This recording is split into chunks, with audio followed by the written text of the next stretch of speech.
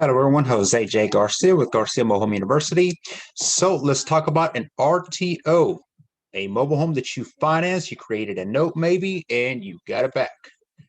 We've all seen some of those. If you've been investing for a while, they do come back from time to time. I used to have a mentor who once taught us about mobile homes, and he mentioned that he had a mobile home that had sold 7 different times and was still going. So they do come back. When you think a difference between rental and a rent to own, the responsibility, of course, changes, but to a certain extent, you still have that one individual that won't pay. And I mean, think about it, even real estate, this happens. That's why there's a such thing as bankruptcy, right? Foreclosures, they do come back. You take a rental, that mentality, and then you take a rent to own, somebody who's a little more serious, somebody who would treat that home as theirs, because it is. When you create a rent to own, you're financing for somebody who at one day, one point will consider that theirs because they paid it off. But for those that don't, then you get it back. You go through the proper eviction. And again, with COVID, that changed quite a bit of things for some of us, but we've all seen that. So I wanted to break that down is because the question was, should you rehab it and put it back out on the market? So there's some questions to that, and I'm going to break that down, but I'm going to actually show you an actual RTO that was returned. So I'm going to share my screen and I want to break this down for you. One thing to keep in mind is numbers, because I think that's one of the issues that I see with this, or things that I notice, is people take it personally. You try to do a good thing, you put out one of these mobile homes out on the market, you created a note, and it all started wonderful. Most deals, but business starts out a good way, right? But it doesn't always end that way. So when you do get one of these units, I mean, obviously mobile homes, is people tend to take it personal, and I don't want this mobile home anymore. And you can't think that way, because at the end of the day, this is a business, right? So whether you got it back or you had a victim, whatever had to be happening, you got this home back, you have to decide, will you reinvest in it? Will you put it back on the market? Or do you just need to go ahead and sell it off as is? Now you're selling a handyman, a fixer-upper.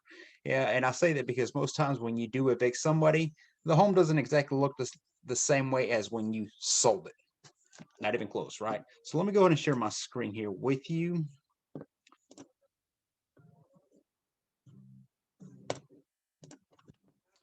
So this is a 2 bedroom, 1 bath, single wide, of course. I don't recall the dimensions. I want to say maybe 14 by 60, 14 by 70 at best.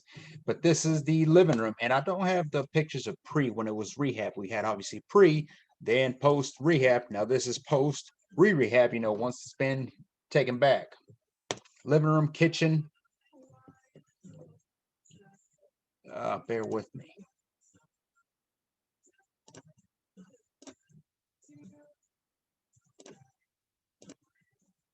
One of the bedrooms here, of course, and it's hard to see the floor, but you can see the soft spots. And this is just over a period of time where obviously it may have, doesn't even look like it's any leaks on top. It could just be maliciously done, on the floor, obviously something to change. But again, how much damage would be that's the questions that I would ask myself, is take away the fact that you got the home back, get that personal thought out of the way. And again, if you were looking at this home for the first time, what would you be looking at in the sense of numbers? Here I would be looking at, okay, this section of this floor needs to be replaced.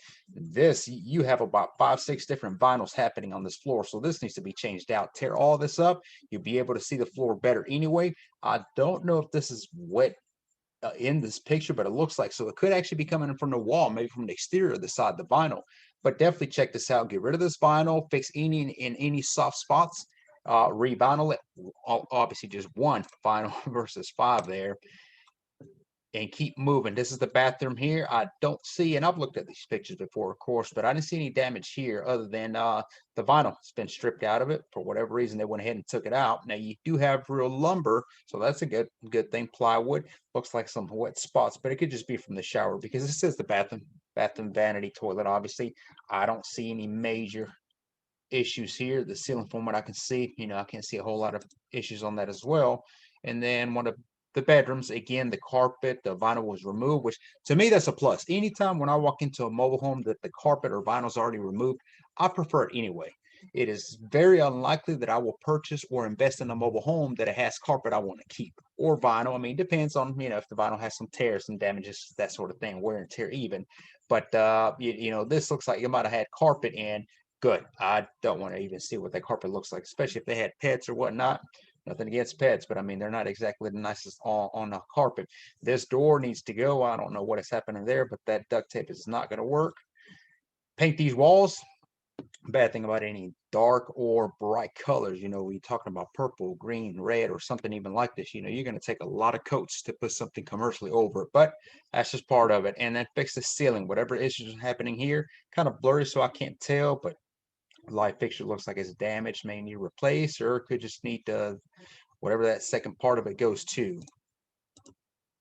And again, back to the kitchen, living room area. So this is what I mentioned, like the vinyl. I mean, once it's tore like this, you really don't want to try to patch this or fix it. Might as well take the investment. And this one here, the kitchen towards the hallway, because we saw that previous picture back here from this other angle.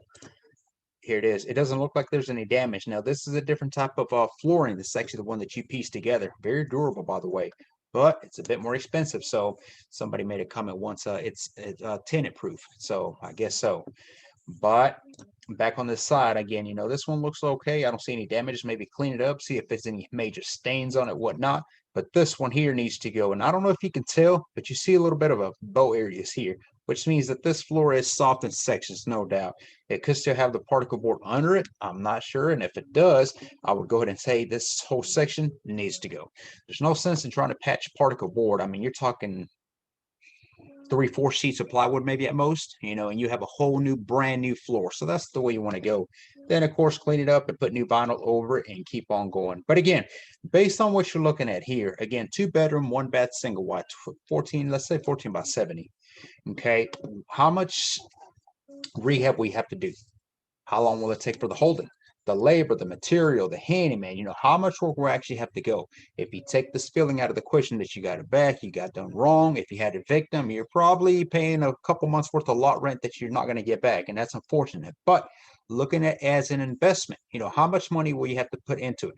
If this was the first time around, what would your numbers look like? I would keep that in mind: material, labor, holding, the handyman, and how much work I have to put in. It would have to be complete gutted to a certain extent. But again, what kind of mobile homes are you investing anyway? And why would this one not check out versus a new one that you have? Or are you just so tired of it that it needs to go? And if it is, that's okay.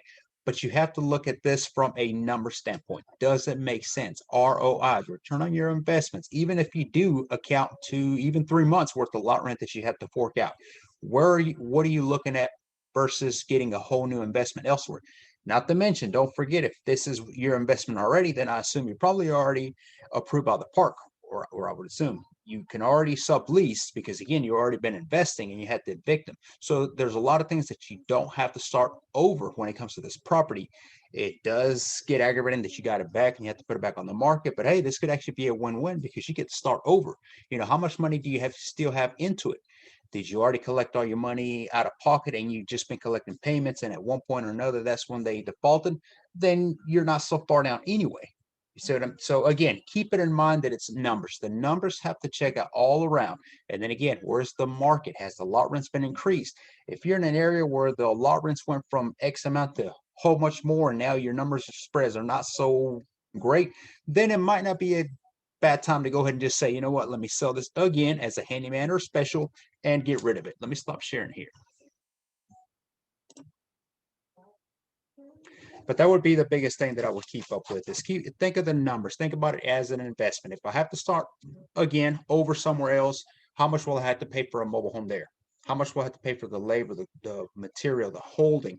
Do I have to do a new background with the park? So there's a lot of things to keep in mind versus one that you got back. The park already knows you, the neighbors already know you, etc.